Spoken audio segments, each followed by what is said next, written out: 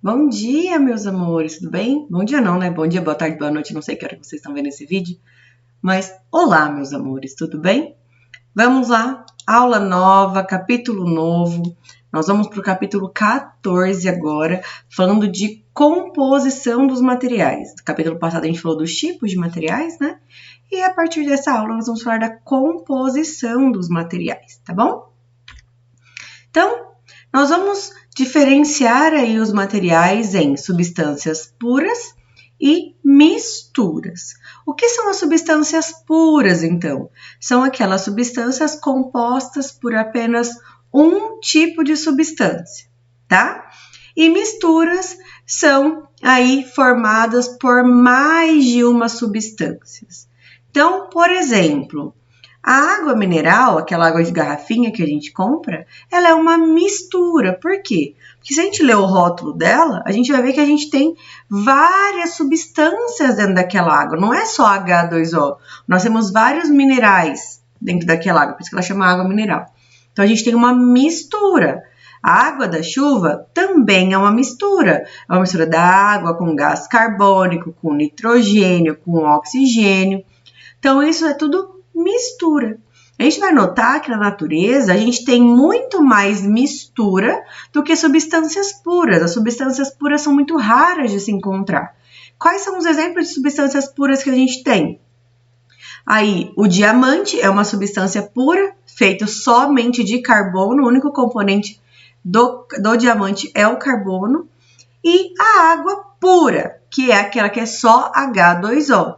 Geralmente, a gente só consegue água pura em laboratório, tá? Então, a gente vai ter mistura, tudo que é composto de mais de uma substância, e substância pura, aquela que é formada, né, composta por apenas um tipo de substância, beleza? Então, aqui alguns aspectos de substâncias puras.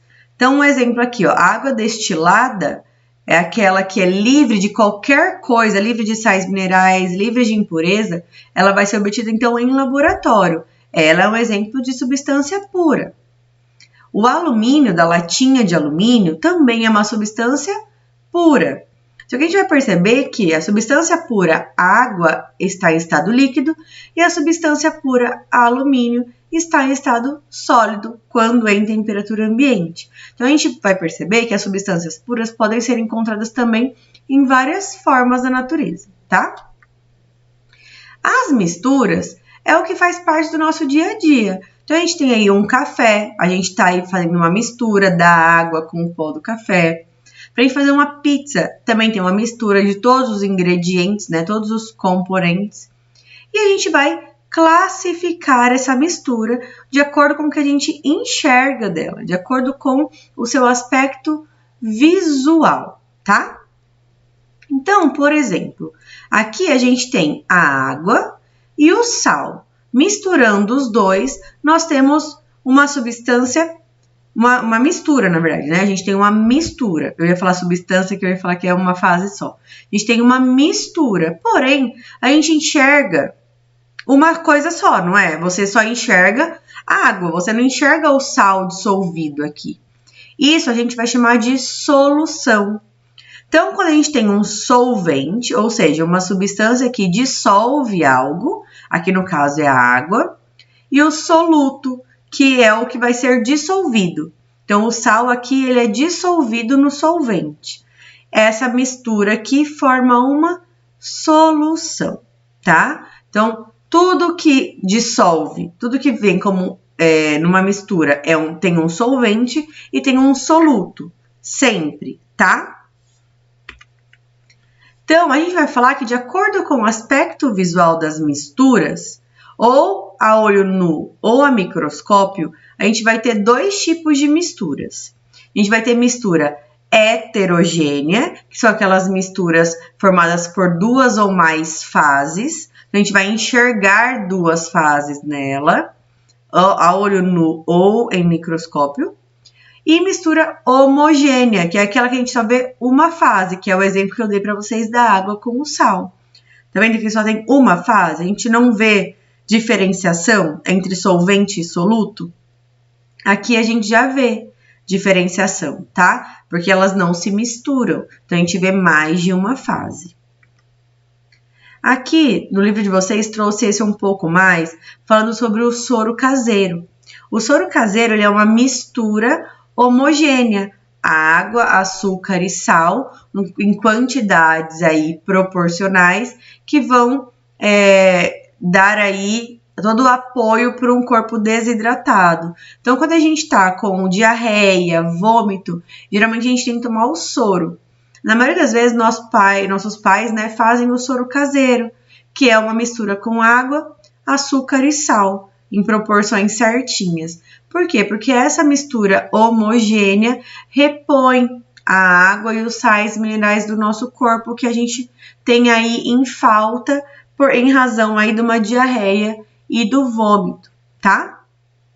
Aqui tem a medida, ó, certinho, e fala também que alguns postos de saúde distribuem o soro caseiro já com uma misturinha prontinha para utilizar em casa quando a gente tem aí esses problemas de desidratação por alguma causa aí que cause uma diarreia e um vômito, tá?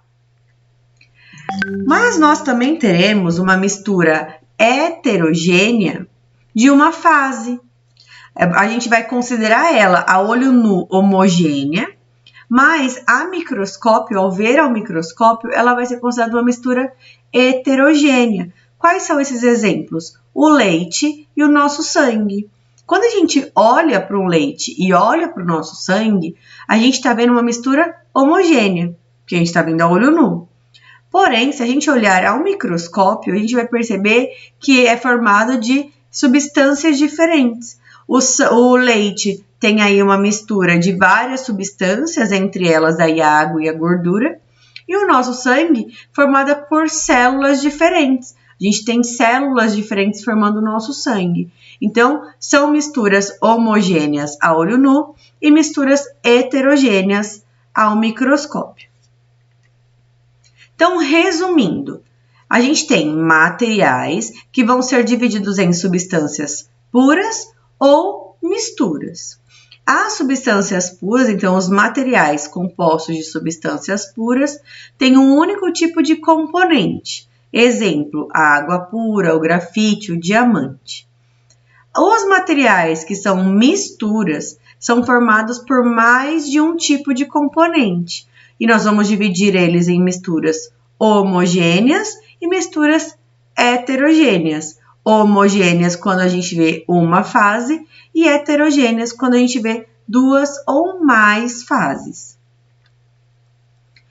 A gente vai chamar tudo que a gente observa de sistema, tá? A partir de agora, quando a gente fala de ciências, tudo que a gente observa é um sistema. Então, um copo de água é um sistema, uma barra de ouro é um sistema, um copinho ali com água e óleo é um sistema, um copo com água e gelo é um sistema. Tudo que é submetido à observação, a estudo, é um sistema. Não temos lá o sistema solar? Então, tudo é um sistema, tá? A gente pode chamar qualquer coisa de sistema quando a gente está submetendo a uma observação, a um estudo. Então, a gente vai ter sistemas homogêneos e sistemas heterogêneos, de acordo com essa quantidade de fases e componentes, tá? Então, um sistema, ele é constituído por fases e por componentes, certo? Componentes são as substâncias ou misturas que formam esse sistema. Então, é a quantidade de substâncias que nós teremos dentro desse sistema. Já as fases são as regiões desse sistema. Quantas regiões a gente vê, sendo essas regiões sólidas, líquidas ou gasosas, tá? Então, é o que a gente vai chamar de fases, homogêneas e heterogêneas. Então, aqui um exemplo de componentes. Nessa mistura homogênea, a gente tem uma única fase, chamada então de monofásico, e tem apenas os dois componentes que se misturam, a água e o álcool. Tem dois componentes e uma fase. Aqui, essa mistura heterogênea tem duas fases, que a gente está enxergando aqui, e tem também dois componentes, a água e o óleo. Outro exemplo, a água e o sal. Então, a gente tem solvente, soluto e solução. A gente tem quantos componentes e quantas fases? Nesse caso, a gente tem 2 componentes e apenas uma fase, né? 2 componentes, mas a gente só vê uma fase. Já aqui, a gente tem 3 componentes e 3 fases, tá? Claro que quando a gente está submetendo um sistema à análise, a gente sempre vai falar de olho nu, tá? A menos que o exercício pergunte quantas fases podemos observar ao microscópio. Aí sim, você vai poder falar aqui nesse exemplo que a gente tem 2 fases também, tá? Mas, na maioria das vezes, tratamos de olho nu, beleza? Nesses outros exemplos, ó, água com gás. Quantas fases a gente tem? 2, porque a gente tem a água em estado líquido e a água em estado gasoso não, né? E o gás carbônico em estado gasoso. A gente tem 2 fases, a fase gás e a fase líquida, e nós temos 2 componentes, água e gás carbônico. Aqui, água e óleo, também 2 fases e 2 componentes. E aqui, água com gelo, a gente tem 2 fases, porém, nós temos apenas um componente, que é a água. É apenas um componente, tá bom? E como que a gente vai classificar esses sistemas? Nós vamos classificar esses sistemas de acordo com o número de fases, sendo ele monofásico, bifásico, trifásico, polifásico. O que quer dizer isso, prof? Monofásico, uma fase. Bifásico, 2 fases. Trifásico, 3 fases. E polifásico, 4 ou mais fases, tá?